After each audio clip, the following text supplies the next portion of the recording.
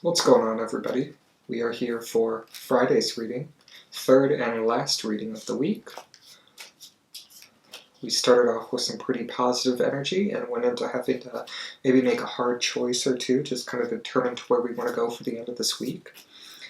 And yeah, we are rounding off the end of this week. Hopefully you guys are in a pretty chill place. I think the energy here right now is pretty neutral skewing positive. I try to be a relatively positive person, so I think my neutral is not too bad. It kind of shifts back and forth, as I think it does with everyone, but right now I think we're feeling a pretty good energy with this reading. So yeah, before we get too started, this is kind of my stone, my crystal for right now. Sometimes as I'm kind of shuffling the cards, I kind of glance over at some of the crystals I have, and one of them will catch my eye. So Friday's is Pyrite, Fool's Gold, lots of the glitz, lots of the glamour. We were talking about self-care earlier in this week, so this could have a pretty good message to do with that. But yeah, just, we'll actually put this over to the front so you can just kind of keep your eye on that throughout the reading, and maybe we'll get some more messages from it. But yeah, with that being said, let's get started. So our first card with the energy moving into the end of the week is...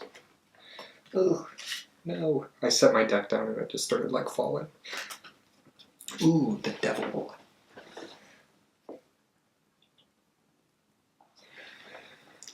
Alright, here we go with the Devil card. Ooh, this is always a fun card to delve into. Where are we going with kind of the beginning of this reading? What's the energy that we're bringing into? So a lot of what the Devil has to do with kind of what we were talking about last week with the Lovers, with the choices. The Devil often is kind of the consequence of free will, and kind of honestly kind of this manifestation of free will and the choices you make. He's often kind of imbued with the power of punishment under the Christian doctrine, and often that punishment is the direct result of like human free will. So it's really interesting that kind of disconnect between free will being the highest thing that we can possess, while also almost exclusively being the thing that like gets us into trouble. So I think that's kind of what I'm seeing with this one. It's really kind of the natural conclusion of the choices we make. And again, with Wednesday's reading talking about the Lover's card and the choices, this definitely definitely has to do with some of the consequences of the actions we're taking. It's very much just lately over the last couple of weeks I've been really called to these kind of like really dark cards, these kind of like black cards. There's mystery, there's muck, but also it's this kind of like aside from being mud, it's this very like ripe and fertile soil. So really be willing to get your hands in there. I think there's so much opportunity here, even if you're seeing this kind of like firestorm of consequences for your actions. I think there's some really powerful dirt here, some really like ripe seeds to be planted, and the timing is just right. I want you to look at this not as just an obstacle, but a challenge. I think that's really going to be the thing that kind of sets you ahead of the pack in terms of how you're dealing with this energy. Are you taking this kind of like devil subversive energy, and are you really just like flipping it on its head to become this empowered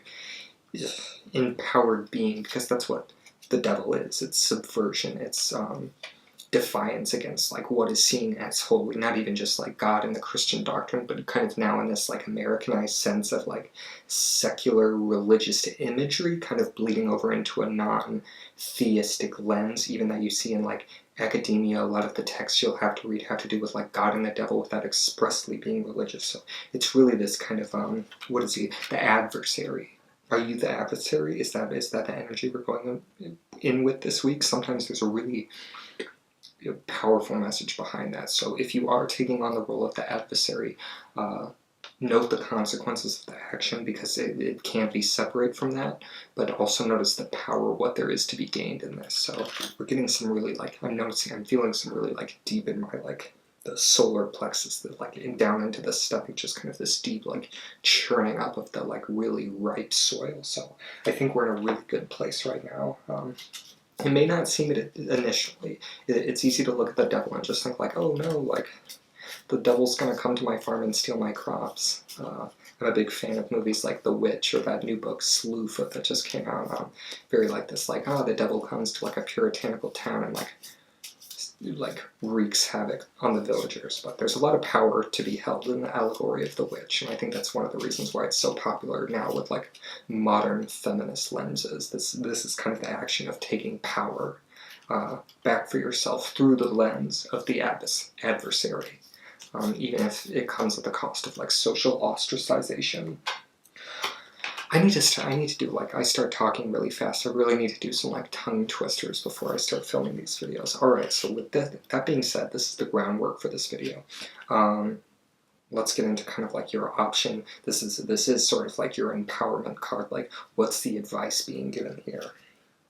Ooh.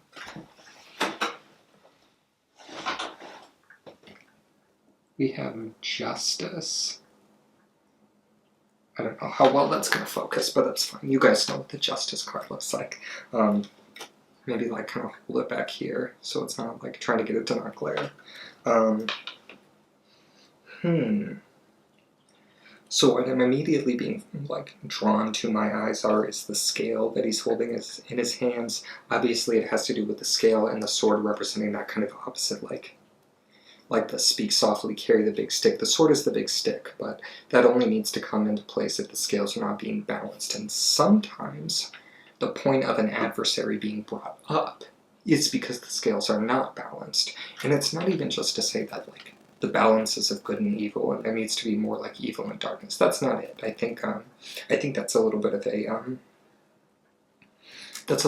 reductive framework to be looking at this and the issues you're facing from. It's not that like, oh, everyone around me is too good, so I'm going to be evil. That's not it. A lot of it has to do with like hypocrisy. A lot of people saying something is good but not acting as good. So then from their lens, you are the evil, but in actuality, you are kind of this like justice being